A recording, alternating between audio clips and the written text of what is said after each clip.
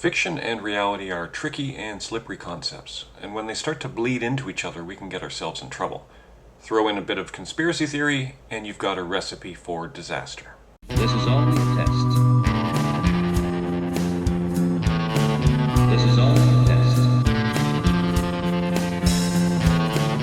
This is only a test. Voluntary cooperation. This station is conducting a test of the emergency broadcasting system. Hello and welcome to the Uncover Up. I'm one of your co-hosts, Nathan Radke, and joining me today in the bunker is the very real Dr. Lee Kunla. Hi, everyone. See, totally real. Now, the reason I mention that is because today we're doing something a little bit different. We're going to be talking about a sort of a larger idea. We're going to be bringing in conspiracy theories to explain that idea. But there's sort of one general theme that we're looking at in this episode, and that is this idea of fiction versus reality. As listeners of the Uncover Up know, what we tend to do is come with a conspiracy. And of course, we will be talking a lot about conspiracies today. But something has come up in my research that I wanted to use the hour we have together to sort of get some clarity on. And that's this relationship between fiction and reality, especially as it pertains to conspiracy theories.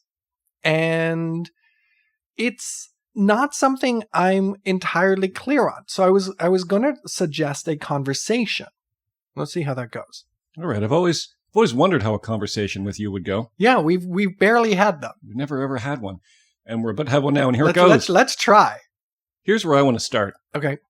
One of the things that humans have always tried to do is figure out what makes humans different from all the other animals. Yeah. And we always think we've got it. Like, we'll say something like, we walk on two legs. And someone will say, well, what about birds? Yeah. We walk on two legs and don't have feathers. Or we use tools. Homo faber. Yeah. I think that's the tool-making animal. Right. But then it turns out, of course, that octopus make tools and crows make tools and parrots make tools and chimpanzees and so on and so forth. This might actually be the thing. Human beings are a storytelling animal. Mm-hmm. Stories are so important to humans. There is not a culture in the world or in time, as far as we can tell, that didn't have storytelling as like a really important part of their society. Yeah. And we tell stories for all sorts of different reasons. We tell stories to impart lessons. We tell stories for entertainment. We tell stories to try to explain something about ourselves and how we feel, or to try to understand how someone else feels. And it's just this really crucial aspect. I mean, one of the first things that you and I do when you come over to the bunker to record these is we spend like 45 minutes basically telling stories to each other. That's right. To catch up. Yeah. Well, this happened and that happened. Yeah. And as a parent, that was something I found really interesting too, is how, and I hesitate to use this word natural, but how it seemed that stories weren't something I needed to convince my kids of listening to and doing. Right. A lot of other stuff they needed convincing of, including eating healthily, exercising, other stuff that you need to stay alive and, continue on as a human being.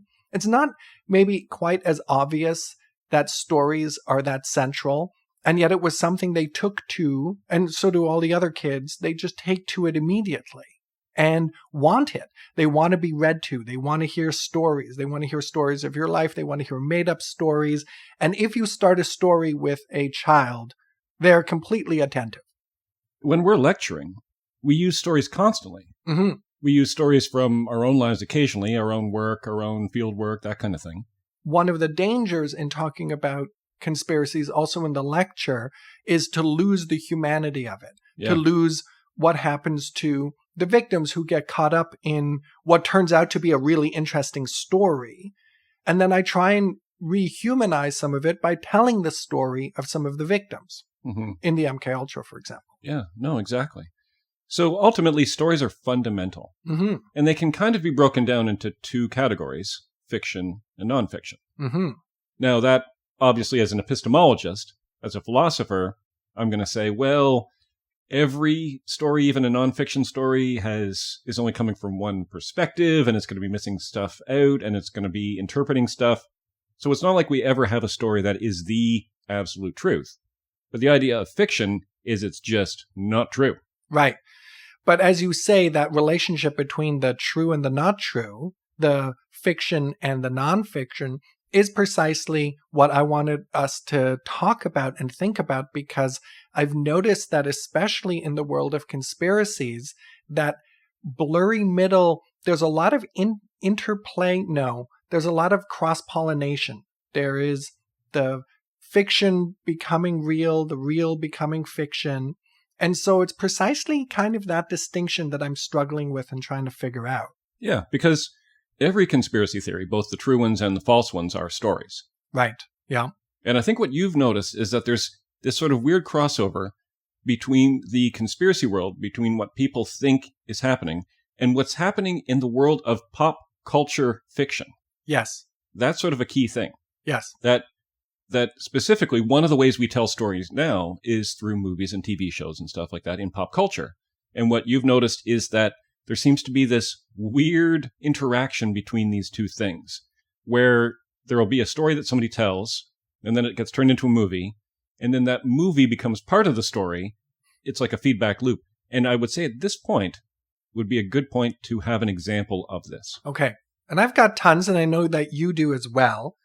And a bunch of these examples are from previous podcast episodes, because that's when I started thinking about it. But maybe it's even worth looking at this phenomenon outside of the strict world of conspiracies and conspiracy theories. And one example comes from the film Jaws, or the making of the film. What's Jaws about, Nathan? Jaws is about small little town, east coast of the United States. There is a shark that is attacking people. At the same time, the mayor is trying to keep it quiet because he's worried about tourism. And so they kind of cover some stuff up. The shark continues just absolutely tearing through people like they're going out of style. And then eventually the hero, who is the sheriff of the town, and he hooks up with this like scruffy old sea dog and kind of a nerdy scientist, and they go off and they fight the shark. Now that was clearly a work of fiction. There was no shark in reality that ever behaved like this that we know of. It wasn't purporting to be a historical account. It was a work of fiction. It was supposed to scare you. You know, that was the point of going to see this movie. I guess it's like for those people who have fear of spiders, and then you get a movie all about like millions of spiders coming and eating people. Okay. So the thing about this film is that it had real world consequences, that people started going out and actually killing sharks in a kind of a vendetta to avenge humanity because of all these attacks. Like drowning is if you're going to go to the beach, a much more serious problem than shark attacks, where shark attacks are incredibly rare. If there is a shark attack, it tends not to be fatal. But because they don't like the taste of us. Yeah, we're not fatty enough. I don't know what it is, but they have better prey to prey on. And the thing is, though, if a great white takes one bite out of you and decides it doesn't want you, you're still in a lot of trouble.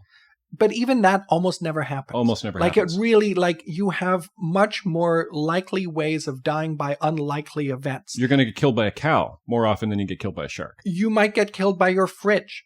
Yeah, or trying to shake a vending machine. Right. Because the chocolate bar didn't come out. Exactly. So the same thing, like there are fridges that fall on people because people have tried to move them and then boom, like a vending machine. So there are ways of dying that are extremely unlikely, that are still much more likely than a shark attack. But this film had real world consequences. There was a way in which fiction directly influenced reality, despite the fact that I don't think anybody who went to the film thought this is a historical depiction of a shark and how, or even a kind of a documentary or based on real science about shark behavior. So much of the way we understand the world comes through pop culture. Yeah. Like if I ask you to imagine a city that you've never been to, you've never been to Moscow. I've not. Imagine Moscow. Yes. And now you have Moscow in your head. Yes. How is Moscow in your head?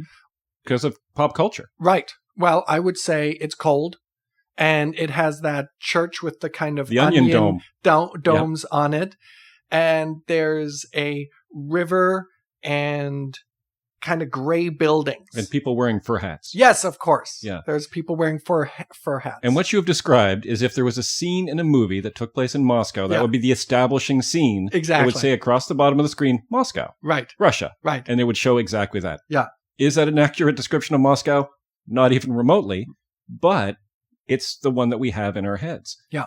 This is why it's so crucial that we examine this relationship, because so much of the way that we understand things has to do with what we've gotten from fictional pop culture things. And Jaws, you mentioned, the guy who wrote the original book the movie was based on, Peter Benchley, he grew to regret what he had done. So did Steven Spielberg, who said that he felt really bad about the carnage it unleashed and wished he hadn't made that film. Yeah. Now, we see that there is this relationship between the way fiction influences reality, how I understand reality. But then there's also the phenomenon of that fiction influenced reality re-influencing fiction again. And this is the sort of feedback loop that really gets going with certain examples. So let me give you one briefly from the last episode that we did, the Junk Drawer episode, where we talked about John Hinckley Jr. being influenced by the film Taxi Driver. Now, John Hinckley Jr., of course, was the guy who tried to and came close to succeeding assassinating President Reagan. Right, exactly. Sorry for not mentioning that. Now, he was deeply influenced by a work of fiction, the film Taxi Driver. But Taxi Driver, in turn, had been based on another guy, Arthur Bremer, and his diaries, and he was a real-world actor in America who tried an assassination attempt in 1972.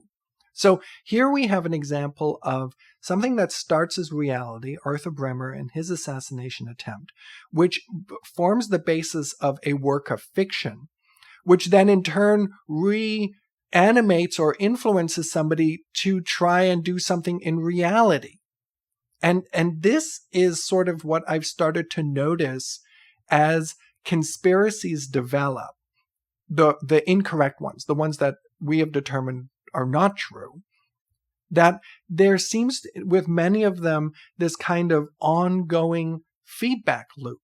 Certainly, and we'll have much more to say about this momentarily, that's what we saw with the development of the alien myth that we sort of traced last year, where there was one element, maybe it was a piece of reality, so somebody sees something, it gets narrativized in a movie, which then influences how the next generation see it, which then becomes the basis for the next kind of set of movies. I'll give you an example. Yes. In the 1960s, there's an Outer Limits episode about an alien abduction. Mm-hmm. Betty and Barney Hill watch that episode. Right. Okay. And then they think they experience an alien abduction. Mm-hmm. And they tell people about that, and it becomes part of the culture and part of pop culture. Then a movie is made of their experiences. Mm-hmm. And then Travis Walton watches that movie. Exactly. And then he fakes an alien abduction to get away from a government contract to do some logging. We have a whole episode about it. And then they make a movie out of Travis Walton and his experience called Fire in the Sky, which then influences other people who think they have alien abduction. Exactly. So we've got an Outer Limits, back to real life. TV movie, back to real life. Movie, back to real life.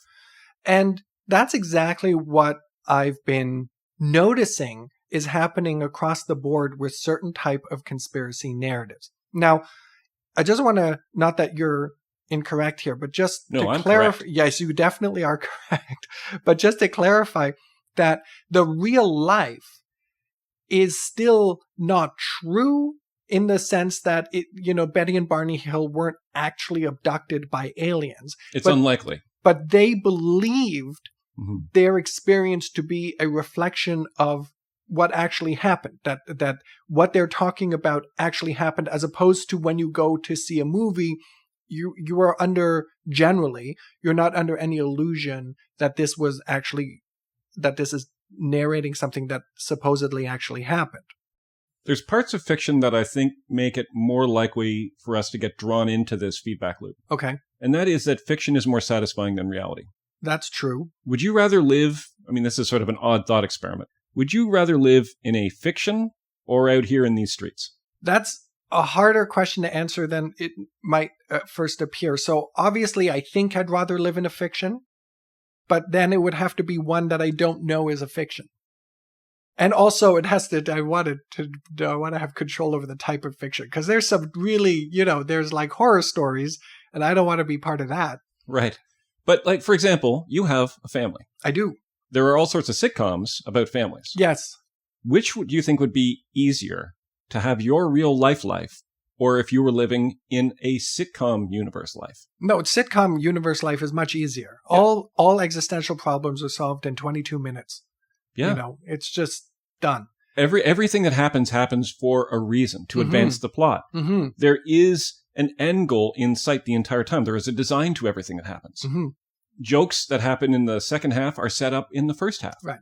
And so it's very satisfying. There is kind of like a closed system there, where there's no unnecessary nonsense. There is no just randomness. There is a satisfying character arc. You would learn something by the end of every 22 minutes. Yeah. And then we'd cut to you guys all sitting on the couch and be like, wow, what a wild adventure we had. Right. But I think we all learned the importance of believing in whatever. Yeah. So you always learn something, but nothing ever changes. Yeah. And the music goes, da, da, da. Yeah, exactly. Yeah. Whereas in real life, a bunch of stuff happens that doesn't make any sense. A bunch of things get set up and are never paid off. A bunch of randomness occurs. A bunch of chaos occurs. This is something we've talked about a lot. Mm-hmm. How much we dislike chaos. Fiction isn't chaotic. Fiction is design. If I think about what makes a story, of, let's say, if I were to narrate how I got to your place today, most of what happened, I have to leave out. And so I have to take what happens in a story is I take the mess of reality, or even in a fictional universe, the mess of all possibilities, and I narrow it down into something that makes sense because it has a beginning, middle, and end. There is a trajectory through it. Things, as you say, are set up at the beginning and redeemed at the end. And so maybe the work of turning things into narratives, be they reflective of the world out there or not, is the process of generating meaning out of chaos. Yeah. For example, and we do this immediately. Now, this is something that just happened last week, but I think that we can still talk about it on the episode. Somebody tried to assassinate a presidential candidate in the United States. Yes. And then immediately after that happened, after that chaotic event happened, before the blood had dried, people were trying to come up with a story that made sense. Mm-hmm. A satisfying story. Mm-hmm. And you had people on the right saying, this is the story of how this presidential candidate is chosen by God and cloaked in the armor of God. That's the only satisfying explanation for the fact that he wasn't killed. Cloaked in the armor of God. And then other stories were, and also this must be part of an elaborate conspiracy by the deep state or Antifa or mm-hmm. Joe Biden or whoever or mm-hmm. whatever. Whereas people on the left, immediately the story started becoming, well, he must have faked this. This is a villain, so the villain must have caused it. Mm-hmm. And so Trump must have been the guy who actually arranged this whole thing. He had a ketchup packet on the ground, and he held his ear and then bent down and used the ketchup to make it look like it was blood. Really, that's what they were saying? That's what people were saying. Oh, dear. Because everybody was frantically trying to come up with a story that was satisfying and that also fit in with what they already wanted to believe. Mm-hmm. And of course, none of those stories are accurate. The reason that he wasn't killed is because of just randomness. You know, there would have been some kind of thing that happened as the shooter shot. Maybe the shooter wasn't a very good shot. And this is the problem with talking about something that's happened recently, is that we don't have all the facts. Yeah. But it's possible that the bullet didn't even graze Trump, but that it was instead shrapnel from a bit of broken teleprompter that was hit. And that's what cut him. Okay. And all of these things will eventually come out.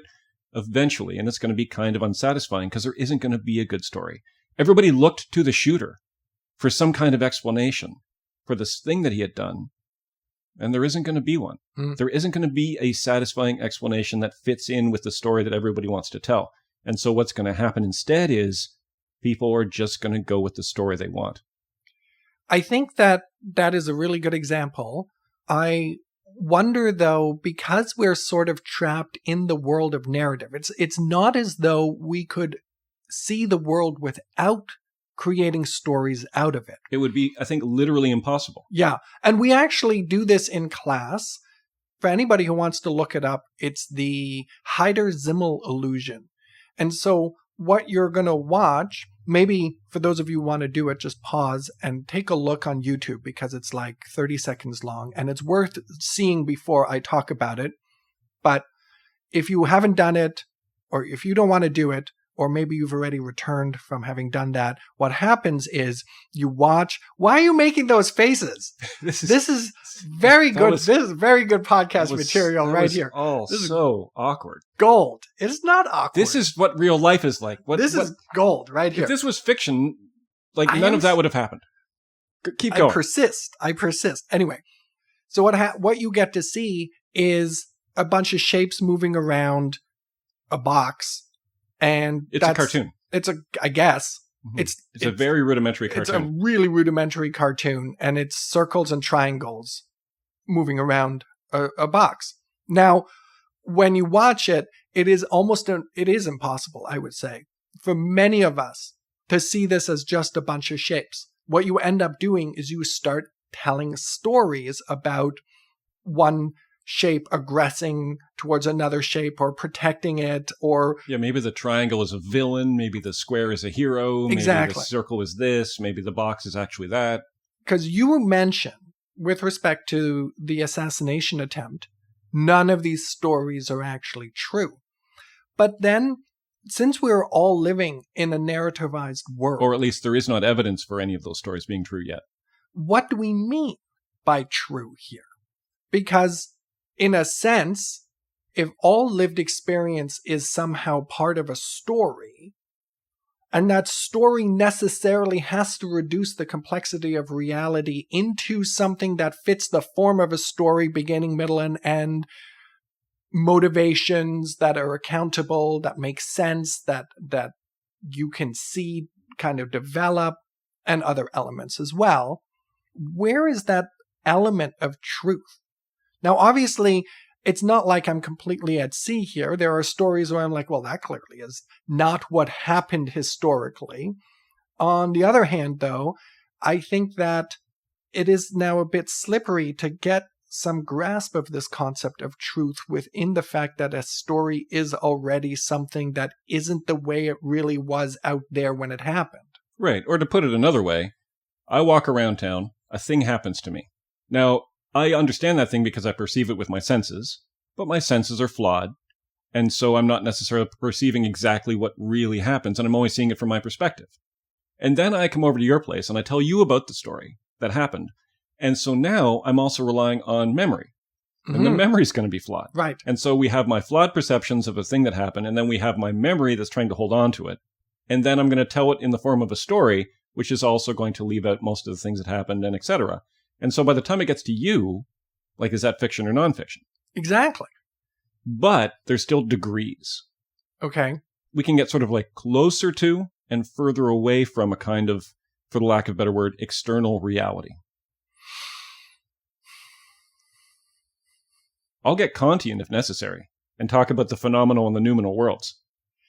And you'll be so happy. I would be so happy. And the listeners will be so unhappy. So we're not going to do it. We might have to.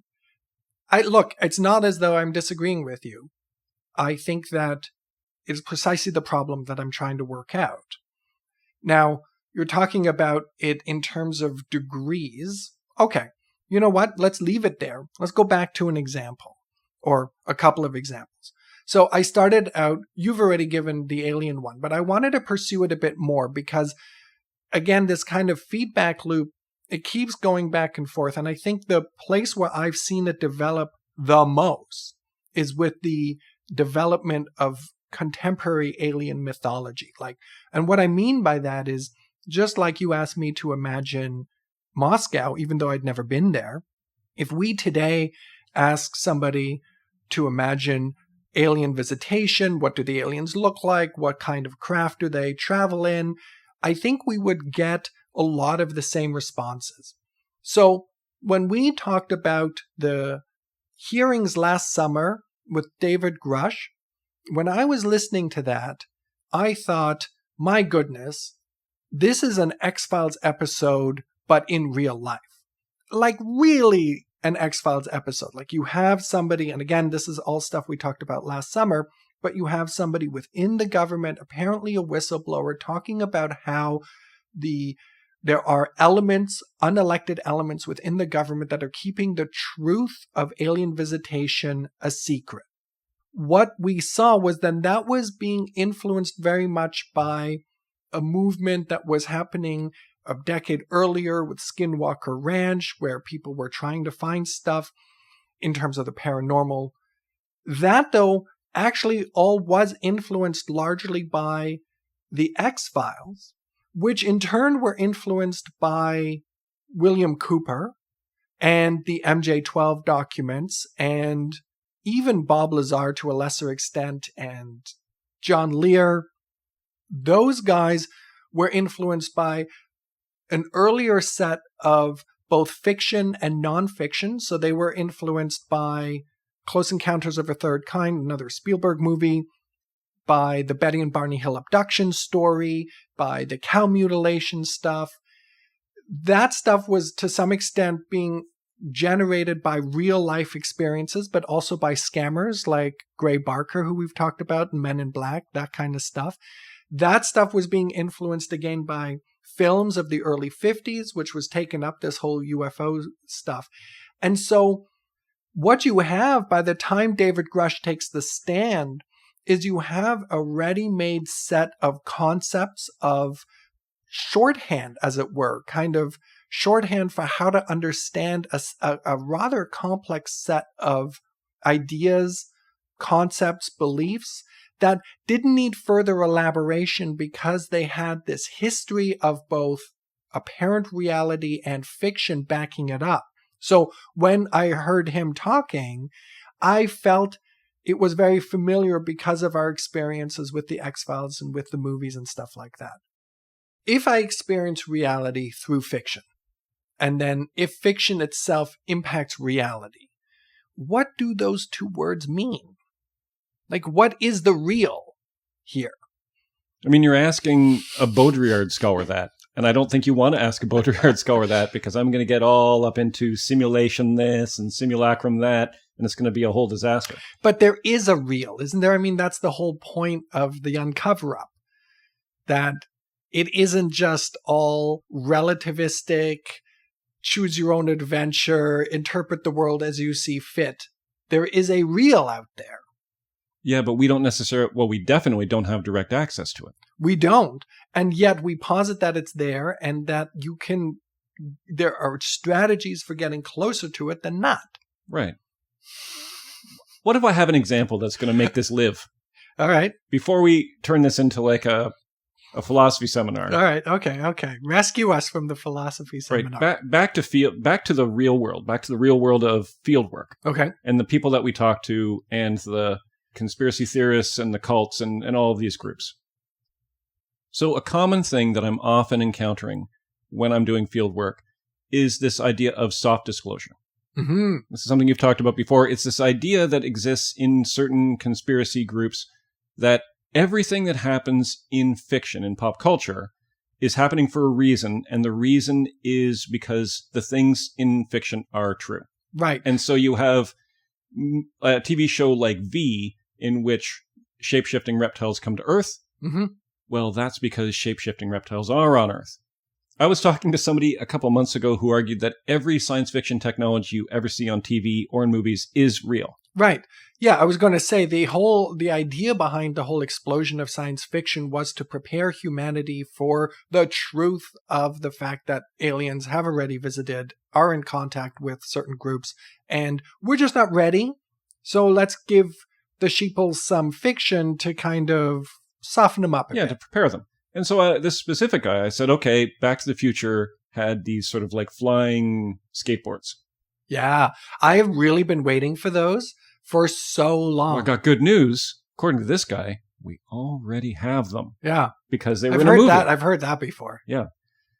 And so you think, okay, that's weird. But this has a genuine effect and a horrifying effect. And I'll be able to explain it by using a very specific fictional technology called the medbed. This is a really sad example. This is a sad example, but it's an important example.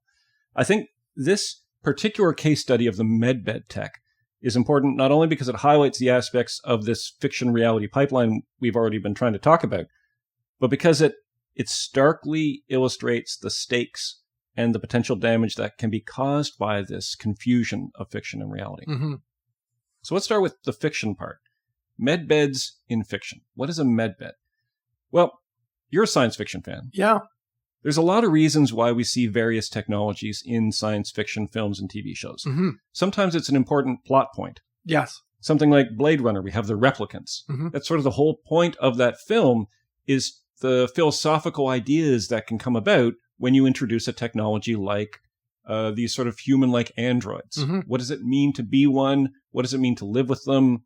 What are the implications that this raises? What does it mean to be human in light of that? Human in light of that, all of this stuff. The Wrath of Khan. Hey, can't believe you went there. Wrath of Khan is by far the best of all of the Star Trek movies. Not even close. Well,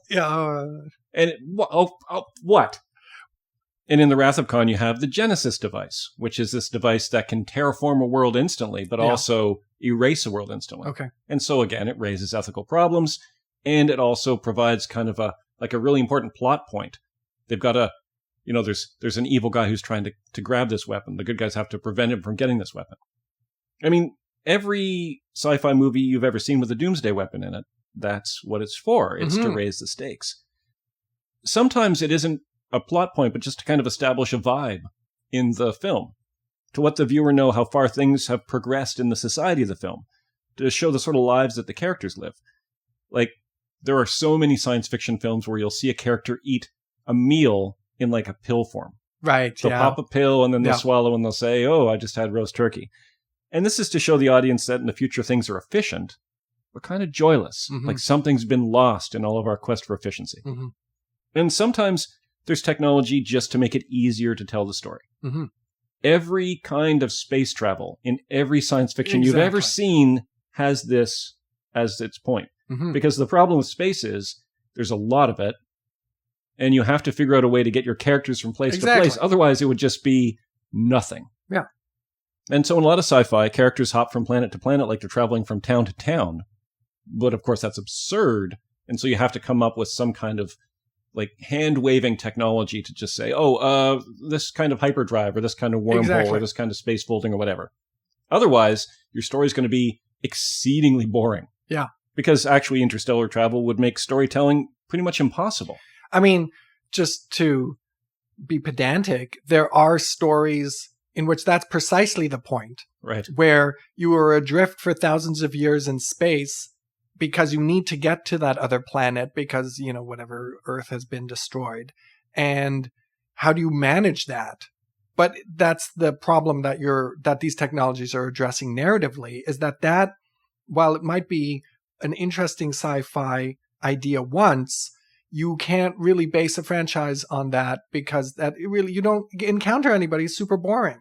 Yeah. So you need you're right. There's a lot of technology that really serves a narrative function because it makes the story tellable. Yeah. Otherwise you have an untellable story. And I think the medbeds are a bit like this because you get out of your characters dying. Exactly. Like they always save the important characters. Exactly. One example of a sci-fi tech that's often employed in order to make the plot happen easier is this futuristic healing device. That's what a medbed is. It's sort of this tube that you lie in, and it goes beep, beep, beep. Yeah, you have to have beeps in the future. And then you're okay. You're okay.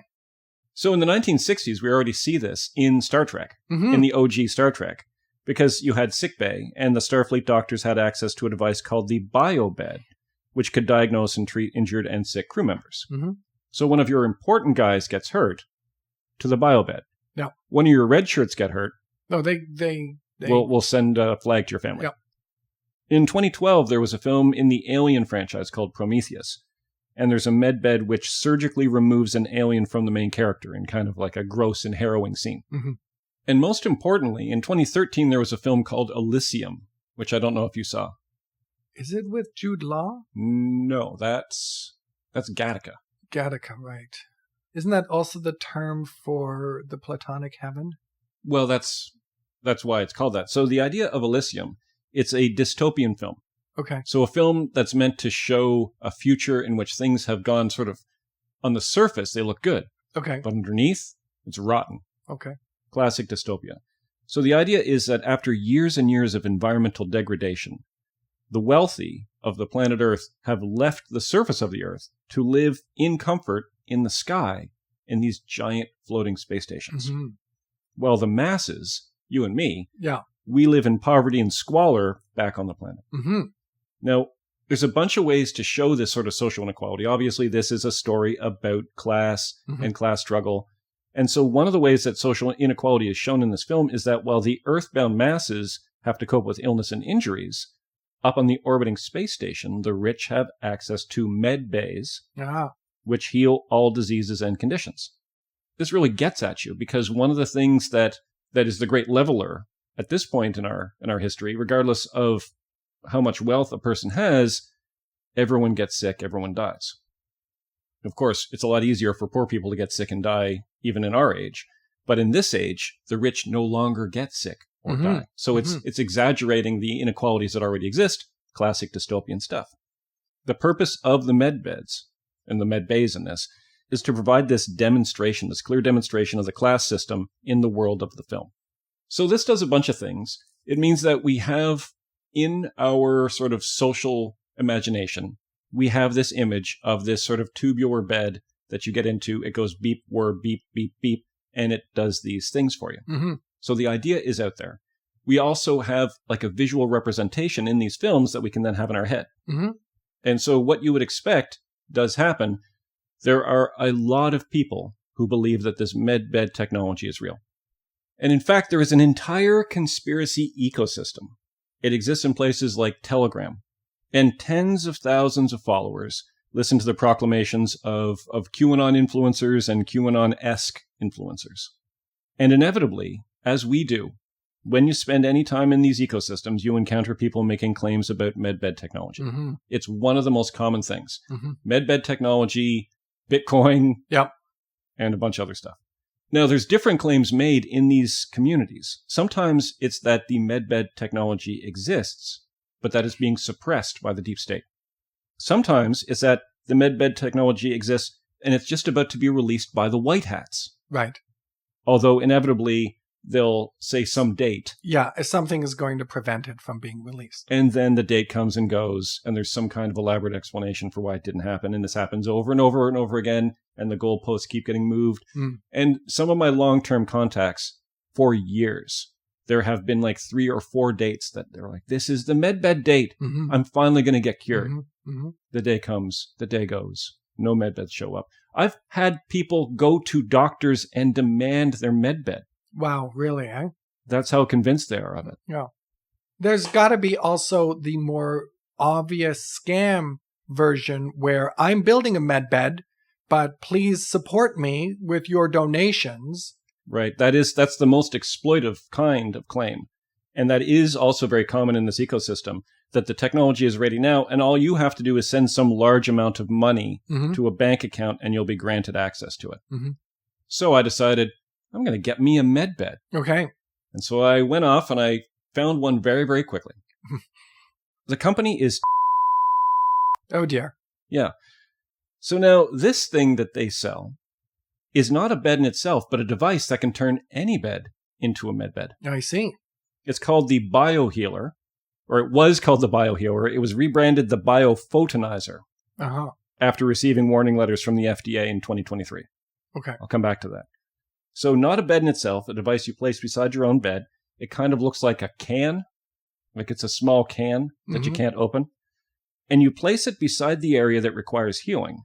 The closer the device, the stronger the life force energy. Oh, dear. And this is for the low price of $599 American. Okay. Now, I'm old. Mm-hmm. I'm in my late 40s. Mm-hmm. All sorts of stuff is wrong with me. Yeah. I sneezed yesterday, and my back went out a little. Yeah. And I thought, I got to get my biophotonizer out. And so, I mean, if I could get rid of my lower back pain, I occasionally have, like little brain glitches and stuff like that. So I could get one for my head. I could get one for my lower back. You're just a collection of frailties and infirmities. They've totally taken over now. Yeah. The me that used to be here is virtually gone. I am now just a collection of frailties and infirmities. But I've got good news. Infirmities? Infirmities. I think that's right. Is that truly a word? It sounded weird when I said it. Infirmities. Oh, yeah. Physical or mental weakness. Okay. And just think about how amazing it would be is if you could just lie in bed and those could be cured through the biophotonizing life force energy supplied by for the low price of $599. No, it'd be great. I recently read somewhere that if you took a healthy 20-year-old and gave them all the aches and pains that slowly develop over a lifetime of, healthy people, say, catch them up to how they are at the age of 50, they would experience it as intolerable. Yeah. Right? It's just because we've just it's been slowly degrading. We've gotten used to the bad backs and knees and we're the frog in the boiling pot. Exactly. And so I can't even imagine what I would feel like without all of those aches and pains. Well, you don't have to imagine because I read through all of the reviews. Of 196 reviews of this product, 171 were 5-star, the rest were 4-star. Oh. Now, if you want even more life force energy, and you do, you can spring for the Biophotonizer Plus, formerly the BioHero Plus, for $2,490 American. Okay. So I'm looking around for where your photonizer is. I mean, are you not committed to this podcast enough to spend $2,500 of your own money to see if this works? I am not. Now, this one is for people who want even more cellular support. Now, that's a lot of money for a lot of people. Mm-hmm. But, fortunately, the website offers financing. Okay. Through predatory finance firms. Oh. Yeah, it gets worse and worse, doesn't it? Yeah, the scams on scams on scams, like rats and rats. I mentioned that they changed their name a couple times. This is because they received warning letters from the Food and Drug Administration. Because there were specific claims being made by this company that these cans, this $600 can or this $2,500 can if you want the more energy, they treat severe illnesses. Yeah. Now, this part's going to make you angry because you've known people who have had these illnesses. Yeah. And you know how desperate people get when they get these illnesses and how terrible these illnesses are. Right. But just let me just interject, though, that you're not allowed, if you don't have evidence for your medical claims, you're not allowed to make them. Yes. It's just that's how it works. And so I remember, I think Kellogg's Rice Krispies got in trouble for this back in the 80s or something like that, where they had made a connection between eating Rice Krispies and decreasing your risk of cancer. Right. And it was like, no, you're not allowed to do that. I mean, even if you could say that a healthy lifestyle decreases your risk of cancer, you can't link it directly to a product unless you've done, these FDA-approved long-term studies that actually then show a measurable effect beyond causal effect. Yeah, measurable causal effect beyond the placebo. Yeah. And so, you're not allowed to make claims like that. And yet they did for things like terminal cancer.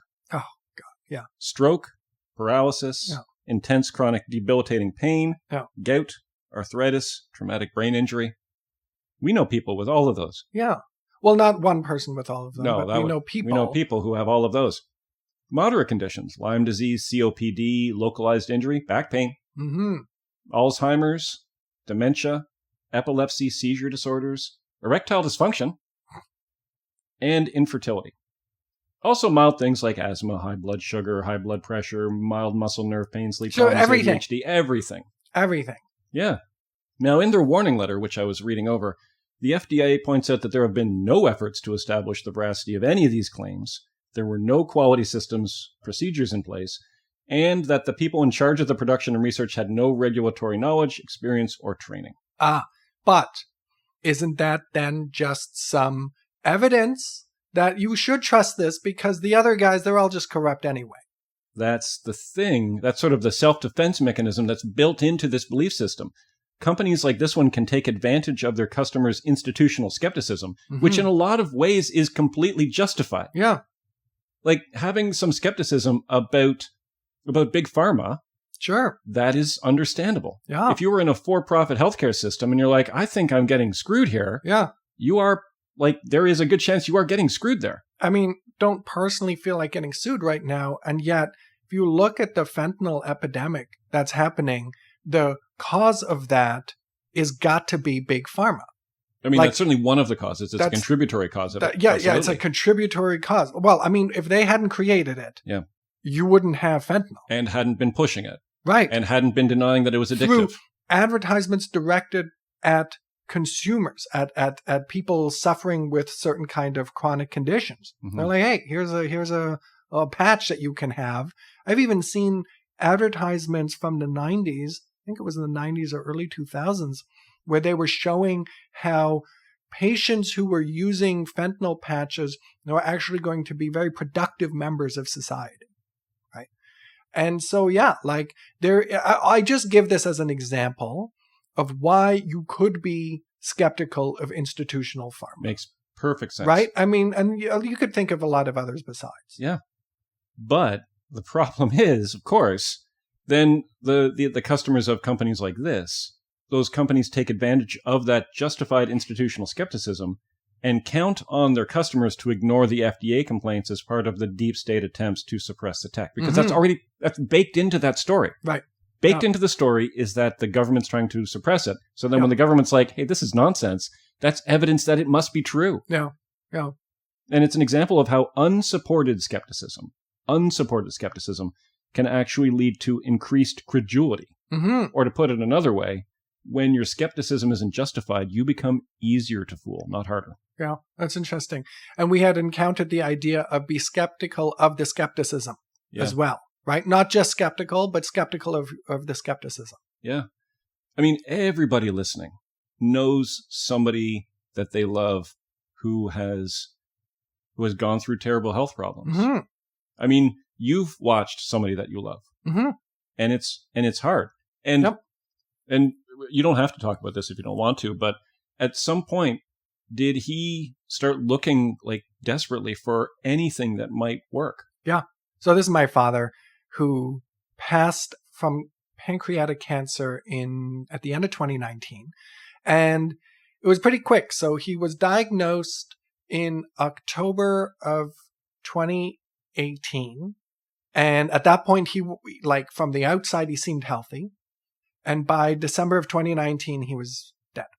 And the decline was pretty rapid. And actually, I was going through some old photos, and it was shocking that times when in my memory, he still seemed quite healthy. I look at the photos, I'm like, whoa, he was really ill. And at the beginning, he was quite stoic. But obviously, as things progressed and got worse and worse, he did start looking for magic, essentially. And I felt really frustrated and angry at the industry that was supporting that, right? I mean, I could understand that at sort of a quick descent into such a brutal illness would make someone desperate. But I felt like it was so predatory for people to prey on somebody in that position. Now, this isn't just my dad, obviously, right? Like, I'm thinking about parents who have a sick child. It's just so brutal to think that you would then give them what you know to be false hope. I think that's just a level of meanness that is really, I have no words, really. Which is why when I was researching this, I did a very poor job. Because I do a lot of field work, and part of the field work, as difficult as it is to keep my emotions in check. Yeah. Which is hard for me to do because, as you know, as all the listeners know, I'm a very emotional person. Yeah, that's funny because Nathan is probably the most even-keeled person I have ever met. It's spooky, and he refers to himself as a robot. So for Nathan to get angry, I mean, it must have been And the only thing, to be fair, that I know you get angry about is sort of ethical issues like this. It's true. And this, because they know they're lying.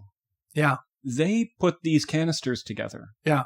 They know that these canisters aren't doing anything. Yeah. This isn't a situation where somebody like Anton Mesmer, we did a big episode on Mesmer, Right. and he legitimately thought that he was having some kind of success, and he sort of was having some kind of success, but not the kind of success that he was thinking he was having. But these people, like the FDA, I am on the side of the FDA here, as much as I also have great institutional skepticism. Sure. But the problem is when we have a flawed healthcare system, then exactly as you say, people get justifiably frustrated with the flawed healthcare system, and then they are susceptible to scammers. I think there's also we come back to this notion of complexity. We all can't be experts in all the things that we would need to be experts in order to run our lives in the best possible way. And it's really complicated. Especially when it comes to something like medical tech. Exactly. I'll give you an example. A friend of ours has had serious, I'm not going to say his name, obviously, but a friend of ours has serious autoimmune issues. Okay. You know what they gave him? No. Mouse enzymes. Wow. They've injected him with mouse enzymes. Oh. That sounds, what? Like that sounds like fiction. Yeah. Or a scam. Or a scam. And by they, I mean like the Canadian healthcare system. Okay. And it has been effective at this point. Amazing. Yeah. But we don't understand that at all. I don't understand anything. It might as well be a can shooting out biophotons exactly. at that point. Exactly. But the difference is I am confident that there is someone who understands it and is someone who could explain it. Whereas the biophotons, unexplainable, and no, again, as the FDA says, there's been no research on this. There's been no double-blind tests on this. There has been no even explanation of how it could work. Whereas with the mouse enzymes, there is an explanation that we wouldn't get, but somebody would. I want to suggest, with respect to these scammers who know that what they're doing is fraudulent, a kind of ethical worldview that they might be adopting. And I got this from a guy whose work I am really impressed with. His name is Andrew Callahan. And he has on YouTube something called Channel 5 News, where he goes out and he talks to people, specifically poor, marginalized, often street people addicted to drugs and living under bridges. And he interviews them in a quite respectful and responsible way. Like they're humans. Exactly. And you get a lot of backstories that I found really compelling. In one of his interviews, he was looking at what's known as the trank epidemic. So this is fentanyl mixed with horse tranquilizer. And it's a really brutal drug because it leads to something called necrotizing fasciitis. Now, again, we just talked about how we don't know much about medicine and the medical industry. I know what that is, though. Yeah. So it's where by injecting this drug, you can basically damage the circulation in that area to the point where the flesh starts to die. Yeah, the flesh starts to die. The limb balloons up, and it's really horrible. And often the only cure, if you want to call it that, is amputation of the limb that's been affected. So he's walking around, I think it was in Philadelphia, he's walking around, he's seeing these people just lying around with the telltale signs of necrotizing fasciitis. Necrotizing fasciitis. And he somehow finagles his way into getting an interview with the street dealers who are pushing this stuff. And, he's like, why would anybody be willing to sell this given what the consequences are? And basically his understanding was the dealer's position was effectively, look, if we don't do it, somebody else is going to do it. Mm-hmm. And so we might as well make the money. It's that person's responsibility at the end of the day, whether they're going to take this drug or not. And I stand to make, whatever, hundreds of thousands, millions of dollars. So I wonder, this is not an excuse by any means, it's not a justification, but a kind of to try and understand a worldview of somebody who's putting together a tin can that's going to be sold to some frantic parent trying to save, a loved one, their child, that they're like, well, Someone's going to do it. Someone's going to do it. What's $500 for a middle class family? You know, they've got money to burn, and someone else is going to do it anyway, so I might as well reap the reward. Well, I did want to know. And so I approached this company and I asked a representative. First, I started off, as I often do, kind of undercover, trying to be like, oh, no, I'm interested in this product and this and this and this. I got back pain. Yeah, I got back pain. I'm not faking that. Because I do try to tell the truth even when I'm kind of concealing stuff in these situations. But once they started to try to, oh, well, I mean, you could probably be helped by this biophotonizer, which, you know, it increases chi energy and like life force and quantum this and photon that. And this is something that drives me bananas, is when people just use the word quantum. Yeah. In a way that just throwing it out like it justifies anything. Yeah, well, it's quantum. It justifies anything because we don't understand it. Yeah. And you see it from everything from stuff like this to people talking about the relationship. I'm quantumly connected to this other person. That's not how it works. That's not what that means. Yeah. And so after a bit of this, I said, you know what? Well, how do I know this isn't a scam? Good question. They started to get a little bit defensive at that point. Okay. Like, well, we do not, I'll quote directly, we do not make any claims to prevent, treat, or cure any sickness, illness, or disease. What we offer are wellness devices that aid the body through the self-healing process. Everyone's results are different depending on how your body uses the energy once it's absorbed on a cellular level. I see. So they don't do precisely the thing that they do. Yeah, exactly. Like they claim not to do precisely what they claim to do. Exactly. And then I'm getting fed up. I'm thinking of the sick people I've known. I'm thinking of the sick people I don't know. And I'm like, I got to ask, how do you sleep at night? Like, how are you okay with this? You are preying on the most vulnerable people in the most vulnerable time. You are taking valuable resources away from them that they could be spending on any other thing, and you're selling them snake oil. You're not even selling them. It's despicable. It's absolutely despicable, and I'm sick of it. And I've talked to so many people who are putting off treatment or are just holding out hope that these medbeds show up, and they're not showing up. Like, it's just, I'm watching people waste away. I'm watching people die. So what was the answer? Well, it's kind of interesting in a way, because the more desperate things get.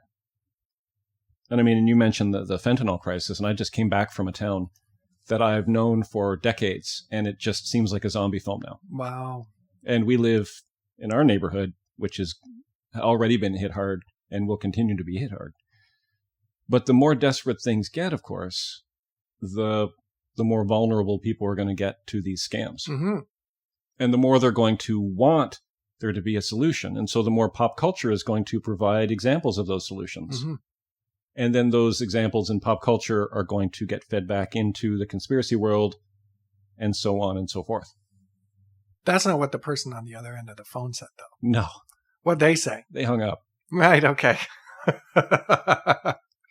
All right. Like I said, it wasn't my best field work, but I'm sick of it. Yeah, I get that. But I want to return to this relationship now, because, of course, we've taken a detour in a way into the ethics of it. And maybe it isn't a detour, but what I was curious about, because I'm never that interested in ethics and I'm always interested in epistemology, is this relationship between the fiction and the nonfiction. And so I think this is a really helpful example of showing how this idea that was developed maybe as a narrative fix to a whole bunch of problems that TV writers got themselves into when one of their main characters Captain Kirk got shot by a laser beam. Yeah, he's too big of a character to let go, so let's stick him in a medbed. And then we see how this gets picked up in reality and how people are really hoping for real med beds because of real skepticism that they have towards big pharma or the complexities of understanding the healthcare system, let alone healthcare as a science. We've done that and seen the kind of ethical consequences. I want to come back, though, to the epistemological question, which is, what's that relationship? And I think we've gotten some way into it now, which is that we need stories in order to grasp reality. Those stories inevitably depart from reality.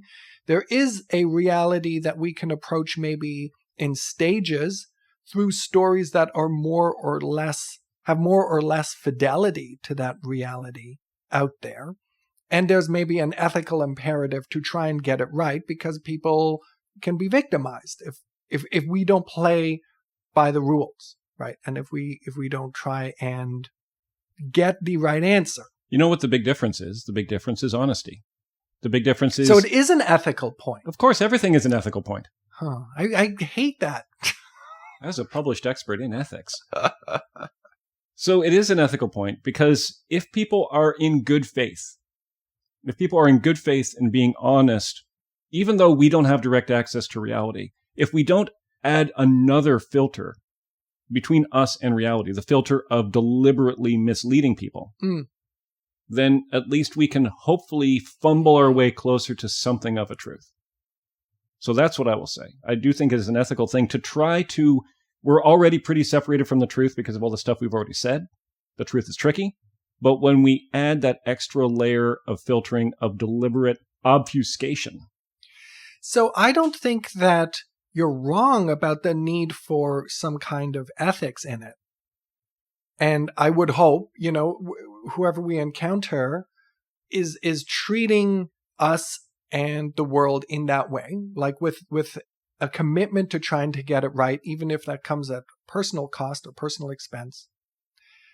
I wonder, though, if that really gets to it, because I can imagine people being very honest about things that they are wrong about. And we've seen that again. So take, for example, the alien story. Take Betty and Barney Hill, who we've talked about in this episode already and in a previous one, who really believed they had an encounter, but one that was structured very much through a sci-fi narrative that had been developed to a certain point up to where they were. And we believe that they are honest narrators, in part because they were not looking for publicity. They never went on to make money off their story. Their story was then later used as almost kind of bases of various science fiction movies and episodes. And yet, I don't think they get any royalties from this. I don't think they got any royalties from that book that was a bestseller. So they're operating in good faith. But they're not freed from the influence of pop culture and structuring their experience to such an extent that they are experiencing something that was not the way it was. You know what I mean? Like, it's there's the ethical, not real. There's the ethical component of we shouldn't be trying to add lies to the mess. It's a mess. Reality is a mess. Reality is a mess, and it gets messier when people scam us. Right. We have an ethical obligation to not only not add lies to the mess, but to point out the lies already in the mess and point them out as lies. The other thing we have to have in the case of honest people like the Hills, who I agree, I think were honest about what they thought happened. Maybe what we have to do there is good old philosophical humility and admit that things are a mess and that we could be wrong a lot of the time. That is kind of a good safeguard to keep us from getting too far astray when we think to ourselves, well, I think this, but especially if they were thinking in the specific instance of this pop culture, fiction, nonfiction feedback loop, to think to themselves, we did watch that TV show about alien abduction pretty recently. So to understand that our perceptions are flawed, to understand that our memories are flawed, to understand that our culture is filled with ideas that come from all sorts of different places, we have to just, again, I think this is what we say in every episode, we have to be really careful about the things we believe, and we have to be kind of active in thinking about the things that we believe to prevent ourselves from falling for scams or pushing out falsehoods. Okay. And we're still going to do both of those things. Of course. There is no method that gets you out of it. But I think what you're saying is right. I agree. I think that the core takeaway maybe from what we've talked about in this episode is that particularly fiction does structure how we experience our reality. And so maybe not just generally being aware, having a philosophical humility, but being specifically aware of that component of it, that my experience of reality is in fact very much informed by the fiction I consume, or that is around me in pop culture. And one of the things that happened right after 9/11, like sort of when the two planes hit the Twin Towers, even in those news reports that day and the day after, people talked about it like it was something they had seen in a movie. And I thought that was really interesting because it clearly wasn't a movie. But the only reference point were the kind of action, kind of die-hard stuff. Armageddon, Godzilla. Yeah, exactly, where this kind of massive destruction was represented. And so it was as though we needed that fiction in order to understand the reality that was unfolding. But the problem there is, of course, is that when we compare reality to fiction, the fiction becomes the model that we're comparing reality to. And then when reality doesn't match up to the fiction, we think something must be suspicious about this reality. Yeah. Because it doesn't look the way it did in movies. Right. Which is what happened with September 11th. People said, oh, there was something weird about the way the buildings fell over. They didn't fall over the way that I expected them to from movies. Right. It wasn't like pushing Lego blocks over. It didn't fall sideways. It kind of collapsed in upon itself. And people were like, yeah, this is not. Or the hole at the Pentagon, which wasn't the shape of an airplane, which is all of my cartoon watching leads me to suggest that the holes airplanes leave in buildings are the shape of airplanes. And when this happens, when we start to compare reality to fiction, we have entered into the world of the hyperreal. This sounds like a Baudrillard term. It is, and that's why we're going to stop before I get into it.